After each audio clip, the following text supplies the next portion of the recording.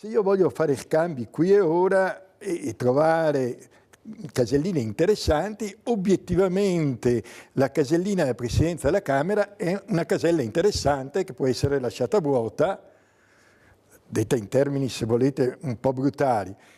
Se Salvini chiede a Fontana di candidarsi in Veneto, obtorto collo non vorrebbe farlo, ma Fontana si candida in Veneto, no? Ma questo può valere anche, ad esempio, per Nordio. Certo. Di solito si chiamavano candidature civiche, ho visto nei giorni scorsi che usano un diverso sinonimo, candidature istituzionali. Beh, poco. Una candidatura istituzionale, che sia il Ministero della Giustizia, che sia la Presidenza della Camera o qualcos'altro del genere, avrebbero il pregio di lasciare libere caselle importanti su cui giocare a domino.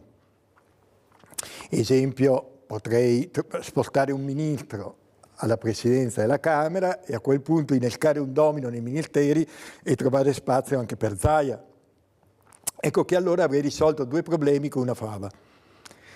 Il candidato in Veneto e il posto per Zaia a un qualche ministero.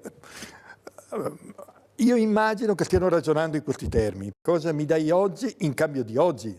Non cosa mi dai oggi in cambio di dopodomani. Fontana avrebbe un altro vantaggio, che è vero che cedo il candidato alla Lega, ma è un candidato istituzionale, cioè non è esattamente no, l'uomo di partito tout court. Ecco, è avanti così, no? È appunto, tra virgolette, una candidatura, come la chiamavano, istituzionale.